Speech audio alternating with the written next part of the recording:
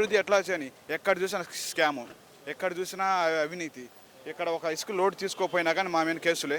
ఒక just 1-2 months back మేము ఇల్లు కడుతున్నాం ఊరిలో, దానిపై కంకర తీసుకోలేదు అని చెప్పేసి మేము ఇక్కడ లోకల్లో మీకు సప్లై చేస్తుంటే మా దగ్గర మీరు కంకర తీసుకోలేదని చెప్పి మా ఇంటి దగ్గరికి వచ్చేసి ఇక్కడ కేసు పెడతామని చెప్పి 5,000 తీసుకెళ్లారు. దీన్ని మేము చాలా ఖండిస్తున్నాం. మేము పక్కా వైసీపీ.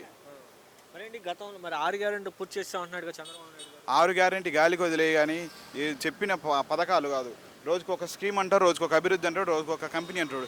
ఎక్కడ వచ్చి 1.5 సంవత్సరం ఇది ఎక్కడ ఒక బిల్డింగ్ కానీ ఓపెన్ చేయలేదు.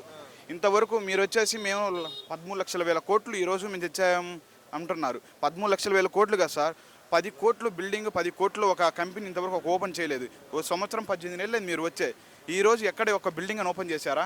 లేదు. ఎందుకు సార్ మీ ఒక స్కాములు అవినీతులు చేసుకున్నట్టే పనికి వస్తారు. మర్చిపోయి మేము ఒక విశ్వాసం వల్ల జగన్మోహన్ రెడ్డి గారు డబ్బు తిని మేము ఓటేసి మర్చిపోయి చంద్రబాబు ఓటేసాం. ఈరోజు మా చెప్పుతో మేము కొట్టుకోవాలన్నంత విధిగా మీ యొక్క ప్రభుత్వం, కూటమి ప్రభుత్వం వ్యవహరిస్తుంది. దీన్ని చాలా వరకు ఖండిస్తున్నాం.